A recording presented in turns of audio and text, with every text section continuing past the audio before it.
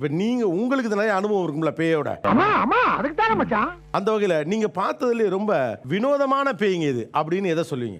எனக்கு ரொம்ப நாளா பேய பார்க்கணும் ஆசைதான். பயப்புல பயந்துட்டு நம்ம முன்னாடி வரதே இல்ல. எங்ககிட்ட ஒரு 80 வயசு பாட்டி வந்தாங்க. கிளவிக்கா? ஏன்டா அந்த ஊர்ல கிளவிக்கலாமாடா பை பிடிக்குது? என்னையே தள்ளி விடுற அளவுக்கு ரொம்ப ஸ்ட்ரென்த் அதிகமா. அதாவது 80 வயசு பாட்டி எல்லாரையும் தள்ளி விட்டுட்டாங்க. நம்பிட்டேன். ஓகே, வேற நீங்கள் பார்த்ததுல விசித்திரமான பேய்? அந்த லேடி கிட்ட ஒரு ஆன்மா வந்து இருந்தது. என்னங்க இது பொண்ணுங்களுக்கு என்ன எழுதி வச்சிருக்கா?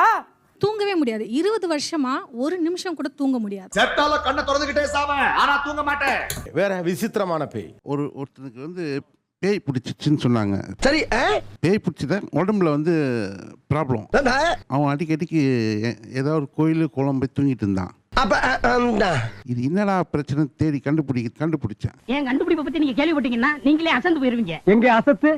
நான் வேற்று கிரகத்துல இருந்து வந்த ஒரு மந்திரவாதியா இருக்கலாம். ஆமா, நாசா விஞ்ஞானி. அவரோட ஆத்மா வந்து உடம்புக்குள்ள இருக்குது. வருஷத்துக்கு ஒரு கிரிக்கெட்ட சிக்கிறானா சாமி.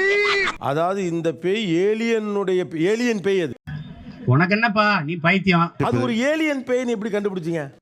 எனக்குள்ள வரும் சார். அது நீ என்ன வேணாலும் பேசலாம், நாங்க அப்படியா? கேட்டுட்டே உங்களுக்குள்ள எந்த பேய் இருக்கப்ப?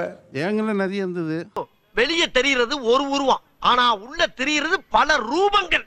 மதுரை மாட்டுத்தாவன் இல்ல வீடு வீடா போய் பால் பாக்கெட் போடுவீங்களா? செத்தது யாருன்னா ஒரு பையன். நீ பார்த்த இந்த பொண்ணோட உயிர் வேணும்னு சொல்றாங்க. நீ தான் வேணும். கல்யாணத்துக்கு முன்னாடி லவ் பண்ணிருக்கான். அந்த பொண்ணை கூட்டிட்டு தான் போவான்றான். இது ஒரு காதல் பேய். வேற என்ன புதிய கருவிகள், எந்த புதிய தொழில்நுட்பம் வந்திருக்கிறது இப்ப பேய் ஓட்டுறதுல? அத கேட்டா நீங்க அசந்து போயிடுவீங்க. சொல்லுங்க. திடீர்னு வருவாங்க, ப்ரேயர் பண்ணி இந்த பேனை எடுத்து கையில கொடுத்துருவோன்னு அவங்க பாட்டு அப்படியே அமைதியாகிடுவாங்க. உங்க வாய் உங்க உருட்டு, நீங்க உருட்டுறீங்க. ஒரு பேனா வழியா எப்படி பேய் போகும்? அதுக்குள்ள அந்த வல்லமை இருக்கு. நான் உன்னை அப்ப இருந்து கவனிச்சிட்டு இருக்கிறேன். உன் அட்டகாசம் தாங்க முடியல. இல்ல, அந்த அப்படிப்பட்டவங்களுக்கு ஆடு போயிட்டா இருப்பாங்க. நான் பேனை குத்துருவோம், அது பாட்டு அமைதியாகிடும். என்னடா புத்தலாட்டாது? ஆமாண்ணா, எனக்குள்ள இந்த வல்லமை இருக்குது, அபிஷேகம் இருக்குது. எனக்கு ஒண்ணுமே புரியலண்ணே, இந்த பேனா வழியா எப்படி போகும்னு.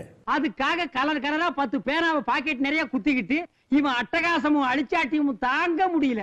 இந்த பேங்க்ல போன உடனே நமக்கு இந்த செலான் எழுதுறதுக்கு பேனா இருக்காது. யார்கிட்டயா ஒருத்தட்ட வாங்கிட்டு எழுதிட்டு திரும்ப கொடுத்துருவோம்ல, அது மாதிரி பேய்கிட்ட கொடுத்துட்டு ரிட்டர்ன் வாங்கிடுவீங்க. அந்த பேனா தூக்கி போடுங்க. ஓகே வாங்குற காசுக்கு மேல கூறாடா கொய்யா.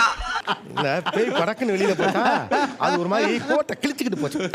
என்ன தமாஷா பேசுறாரு மாதிரியா? ஒரு சிலரை எடுத்துட்டு போயிடுவாங்க. சரி போயிடு, உங்க வீட்டுல ஏதாவது பேய் வச்சுன்னா அது பண்ணிடுன்னு சொல்லி. இல்ல, எனக்கு என்ன புரியலன்னா, இப்ப நீங்க சொல்லையிலே சிரிச்சுக்கிட்டு தான் சொல்றீங்க, சீரியஸாவே இல்லையே. அது மூஞ்சி சிரிச்சா மாதிரி வச்சுக்கிறது தாங்க எங்க வழக்கமே. பேய் விரட்டுறதுக்கு நாங்க வந்து என்ன பண்றோம்னாங்க, நாங்க ப்ரேயர் பண்றோம். ப்ரே பண்ணுங்க சொன்ன பிறகு பேய் அது இருந்துச்சுன்னா அதுவாவே வெளியே போயிடுதுங்க. இல்ல, இந்த நாங்க நிறைய பாக்குறோம், இப்படி தலையில கைய வச்சோனே பொத்துன்னு விழுவாங்க, பேய் சரியா எனக்கு தெரியாது. என்னோட மெத்தட மட்டும் நான் உங்ககிட்ட சொல்றேன். நான் ஜெபம் பண்ணிக்கிட்டு ஆயிரக்கணக்கான பேய்கள் மேல விரட்டி இருக்கிறேன். விரட்டின எதுவுமே வந்து நான் தள்ளி விட்டதும் கிடையாது, கையை நீட்டதும் கிடையாது, ஒண்ணும் பண்ணதுமே கிடையாது. வீட்டே தப்பா கத்து வச்சிருக்காண்டா.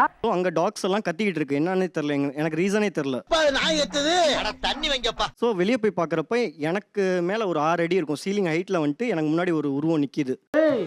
புலம்பர்ல எனக்கு போட்டியா? எது யாரா அவன்? சோ நான் அதுக்கு அதை பார்த்து பயந்துட்டு ஆக்சுவலா பாத்தீங்கன்னா ஒரு 6 டேஸ் எனக்கு ஃபீவர், காய்ச்சல் அடிக்கிறதா. ஆமாண்ணா சார், சுவாரஸ்யமா சொல்றதுலயே ஒரு சுவாரஸ்யம் இருக்கு சார். பில்டப் பண்றணும், பீலா வரணும், அது முக்கியம் இல்ல. நான் இதை வந்து இப்படி இருந்துச்சு அதை அப்படியே எக்ஸாக்ரேட் பண்ணி சொல்றதுலயே அவங்களுக்கு ஒரு மன திருப்தி இருக்கும், அந்த ஒரு சந்தோஷம் இருக்கும். நம்ம எது பண்ணாலும் இந்த உலகம் நம்மள உடனே உத்து பார்க்கணும். அவங்கள நான் பயமுறுத்திட்டேன், அவங்க பயந்துட்டாங்க, அதை நான் வந்து அதை கிரியேட் பண்ணிட்டேன் ஒரு விஷயத்தை அவங்க மனசுக்குள்ள. பயந்துட்டான். ஆக்சுவலா மனுஷன் வந்து ஒரு கதை சொல்லியா மாறுவதே பேய் கதைகள் வழியா தான். ஏன்னா அது கட்டற்று இருக்கு. பேய்ங்கிறத ஆன்மான்ற சொல்றேங்க சார்.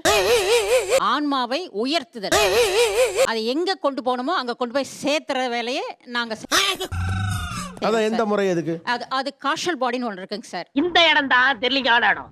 எப்படி ஒரு கேஷுவல் பாடிக்கு அனுப்புவீங்கன்னு கேக்குறேன். மன்னிப்பு அறிக்கைன்னு ஒன்று இருக்குங்க. உலகத்துல தோசையை திருப்பி போட்டு பாத்திருக்கேன், இப்ப இட்லியே திருப்பி போடுறானே. படிக்க நாங்க என்ன செய்வோம்னா டிஸ்டன்ஸ் சீலிங் மெத்தட்ல சார் கிட்ட சொல்லுவோம், சார் இது மாதிரி ஒரு. சார் யாரு? நான் யாருன்னு எல்லாம் கேட்கறத விட வேற யாருண்டியாவது போய் அவர் யாருன்னு கேட்டு பாரு. சொன்ன எல்லாருமே வந்து வெறும் பெண் பேய், பெண் பெண் பெண். கடைசி வரைக்கும் இவங்க பெண்களை பேயாவே பார்த்துட்டு இருக்காங்க. பின்தானே பெண் சாஃப்டா இருப்பான்னு நினைக்காதீங்க. நான் கொஞ்சம் ரகடான ஆள். சென்ட்ல ஒன்னு பாத்திர வேண்டியதானே. அதனால தான் இங்க வந்து உட்கார்ந்திருக்கேன். இல்ல நான் உட்கார்ந்திருக்க மாட்டேன். பலவீனப்பட்டு தான் பேச விடுங்க. டேய் வாய் திறந்து உள்ள கை விட்டு நாக்க புடிங்க வெளிய எடுத்துடா.